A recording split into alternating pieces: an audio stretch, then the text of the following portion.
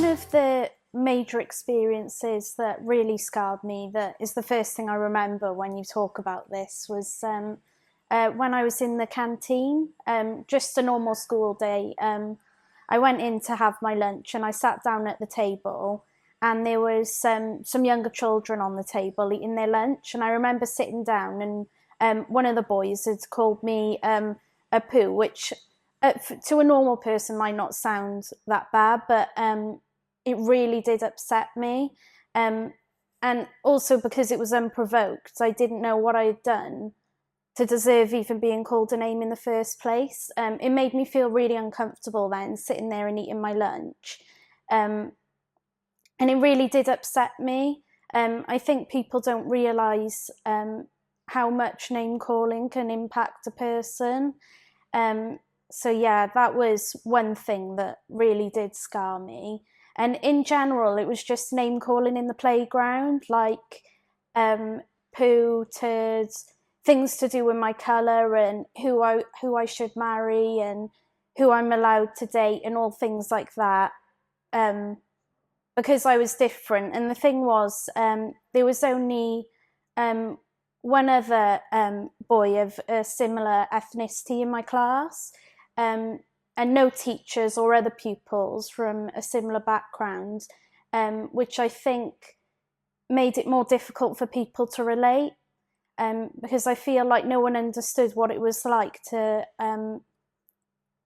be made to feel as though you don't fit in. There has been times where younger children in the playground, I remember one time one little girl pretended she was scared of me. She could have been,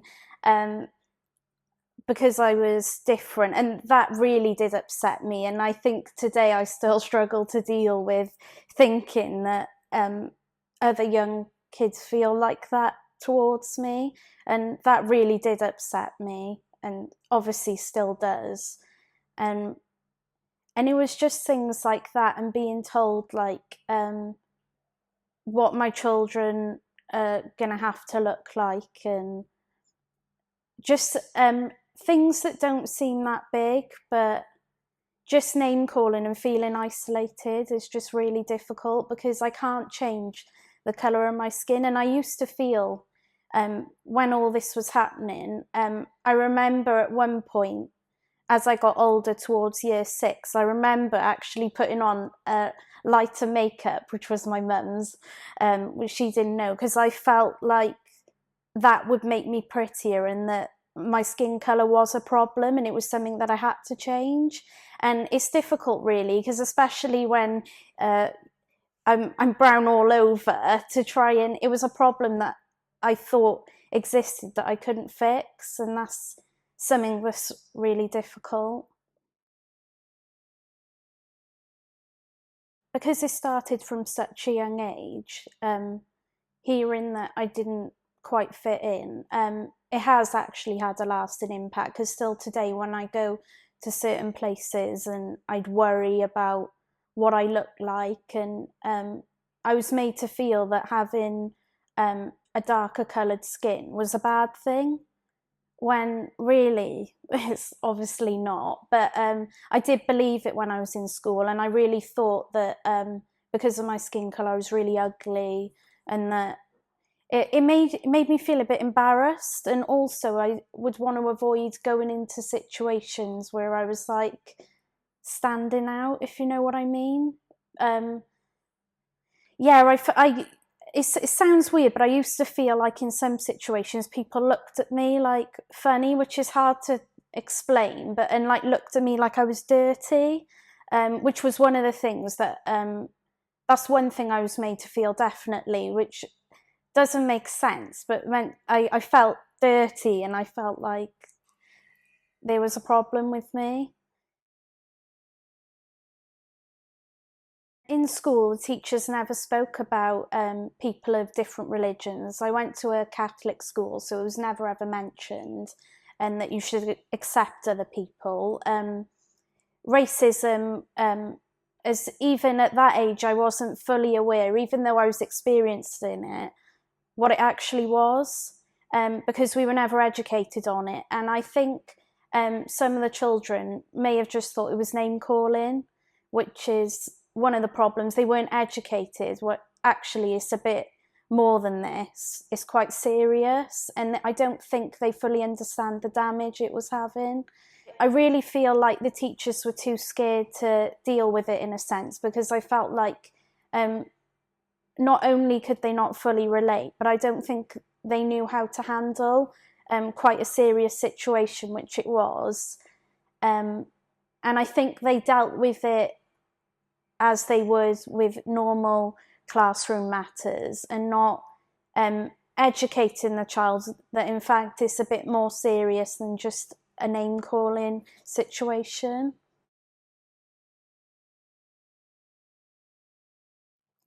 So for a long time I didn't tell anyone. I just dealt with it.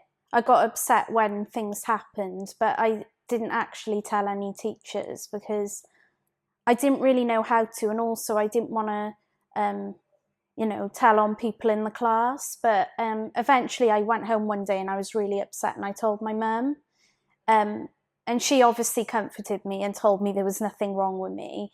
But I didn't realise then my mum had got in contact with the school, and she had no luck with that. There was no change, and no classes to educate anyone, just nothing at all. So eventually, which I wasn't aware of, my mum started researching and found Show Racism the Red Card, and got in contact with them and asked them if they could come into the school and just to educate the class, really, do a little talk on it. It's crazy, really, because it had a huge impact, bigger than my mum probably would have expected.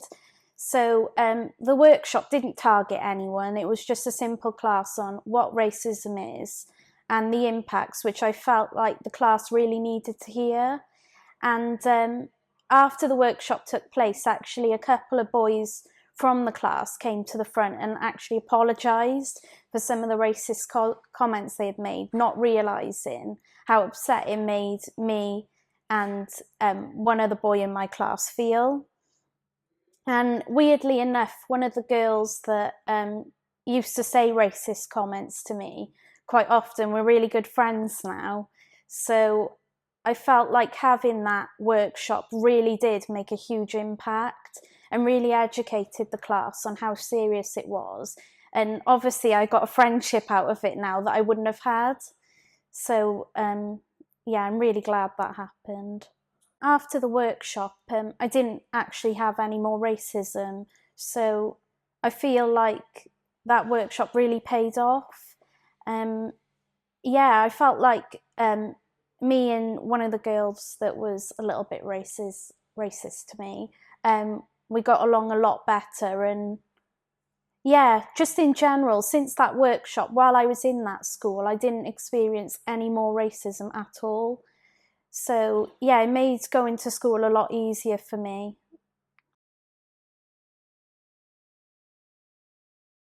So in terms of like combating the problem, I think it's really important that the children in the class are educated on what racism is, because I feel like a lot of the children don't fully understand the impacts their words have. I feel like they should have classes where they learn about different cultures, different backgrounds, different skin colours, people who look different, all sorts of things, so that they can learn to accept. But I feel like one of the biggest things that I've noticed makes an impact and helps people to understand is hearing stories like mine, so that they can really actually understand, okay, these words do really affect some people. Because I think it's easy to say, but until they hear how it actually affects a person, they're not going to fully understand. Hearing the stories, I think, is enough to make people realise, actually, I should probably stop this. This is more serious than I thought. I think a good way for the teachers to learn how to deal with this may not necessarily be punishment, but when they notice things like this happening, just pulling the children to the side and just just educating them really. Look, that wasn't very nice. I need to tell you why. Did you know what you're saying has huge impacts? And just really, I think the key thing is education. I know it might be quite intimidating for the teachers. It's quite a big thing to have to deal with. And I know that they may not know how to handle situations like this, but they need to know that it is more serious than just a name call, and that for people like me, it has lifelong lasting effects. And it's really important that they nip it in the bud as soon as it happens, just to prevent it continuing. Because I think had it have been just a one-time event that got dealt with, I probably wouldn't have had, these long-lasting effects. I think it's difficult to advise someone who's going through it, because it is something that's difficult to ignore, but you need to realise that there is in fact nothing wrong with you, and the problem's not lying within you, it's lying within the people that are calling you these names. And I know it's going to be really hard to listen and take that on board, especially when you're going through it. It's really difficult, but I think it's really important that they get in contact with either a teacher, a parent, and tell someone if it's going on, especially if it's going on quite often, just so that it can get dealt with. You shouldn't have to deal with this. It's not actually a problem that you should be having to experience. So yeah, they should never feel like there's a problem within themselves at all, because there isn't. I think it's really important that the council and the Welsh Government and just people in general help fund these charities like Show Races and the Red Card.